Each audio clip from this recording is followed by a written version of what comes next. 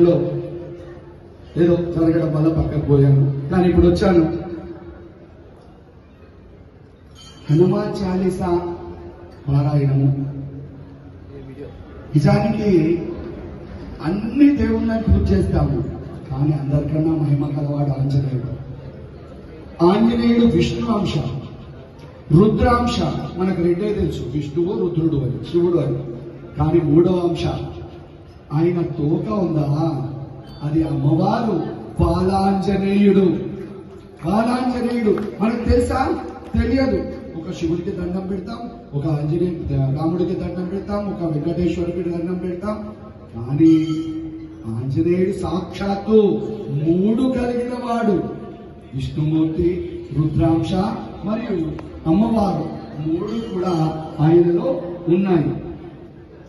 తర్వాత ఇప్పుడు వచ్చిన రామదండుకు, ఈ రామదండు ఇంకా చెప్పాలంటే శ్రీరామదండు.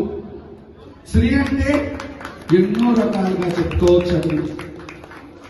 సాక్షాత్తు లక్ష్మీదేవి పేరే పెట్టుకున్నారు. శ్రీకారం అంటే మమకారం, మేము అని చెప్పే మమకారాన్ని తెలియజేస్తున్నటువంటి రామదండు. మరి రామదండుకు ఇంత చక్కగా శ్రాపించి పాటలు పాడారు, భజనలు కొట్టారు. భజన ఎందుకు చేస్తామండి? ఒక పెద్ద ఎక్సర్సైజ్. చప్పట్లు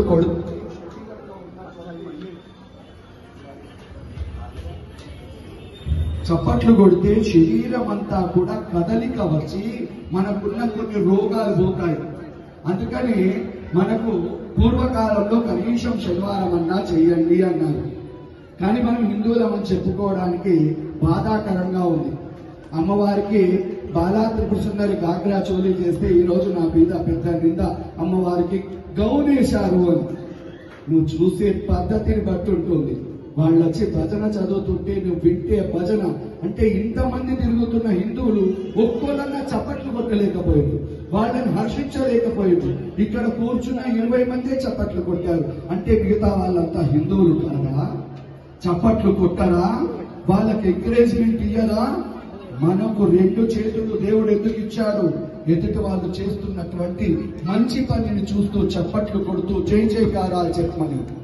నేను గుడికి వస్తే కూడా అందరికీ చెప్తాను, ఇలా దండం పెట్టకండి, ఫ్లైంగ్ కిస్సులు కాదండి, చేతులెత్తి నమస్కారం పెట్టండి.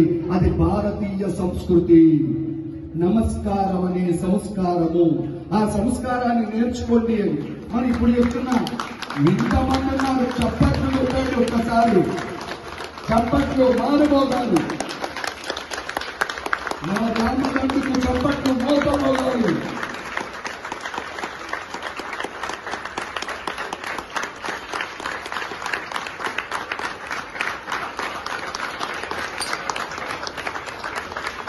ఇప్పుడు కదా ఆంజనేయుడు మన హృదయాల్లో ఉన్నాడు. ఇప్పుడు కదా సాక్షాత్తు రాముడు నా వెనుక ఉన్నాడు. అంటే ఆయన ఆశీర్వాదంతో మీ అందరినీ స్పందించేశాను. అప్పటి నుంచి ఈ జలకిచ్చితే ఇంకా మారిపోగిపోయేది. వాళ్ళలో ఉత్సాహం రెట్టింపుగా వచ్చి చక్కగా మనము నాట్యం చేసే విధంగా పాడేవాళ్ళు. ఇప్పటికైనా ఎప్పుడు కూడా ఇలాంటి వాళ్లకు మనము 2 చేతులెత్తి చప్పట్ల రూపంలో ధన్యవాదాలు చెప్పడానికి నేర్చుకోండి. నేను చప్పట్లు కొడితే పక్క వాళ్ళు చూస్తారేమో అని సిగ్గుపడకండి. హిందువులం ఇంకా ఎప్పుడు మనం జాగరూకులం అవుతాము. దయచేసి మనను విమర్శించే వాళ్ళు మన పక్కనే ఉంటారు, కానీ మనం భయపడద్దు. నేను చేస్తున్నది నా రాముడు, నా ఆంజనేయుడు, నా అమ్మవారు, మనము. ధన్యవాదాలండి. మీకు నేను రాగానే స్వాగతం చెప్పలేకపోయాను. ఇప్పుడు మాత్రం మన నిమిషాంబికాదేవి పరిపూర్ణ అనుగ్రహంతో అఖండ విజయాలు సాధిస్తూ ఇలాంటి కార్యక్రమాలు ఎన్నెన్నో చేస్తూ నేను బదులంటే నేను బదులను కొట్లాడుకుంటానంట. వెనుకల నుంచి మాటలు నవ్వుకున్నాయంట. అరే నీ చిన్న కత్తి కన్నా పెద్ద కత్తి కన్నా మాటలు నేను బదులైన దాన్ని రాని నవ్వుకున్నాయంట.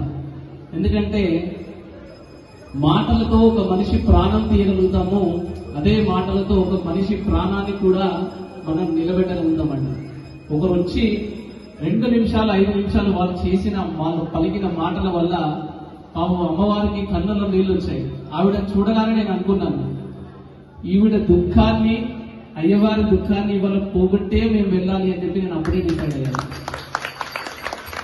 ఒక మాట వల్ల ఏడుపు వచ్చింది, ఇదే మాట వల్ల ఆనంద బాష్పాలు సంతోషం వచ్చింది. చూడండి, మాటకి పాటకి భగవంతుడు మనకి ఎంత శక్తి ఇచ్చాడు అనేది.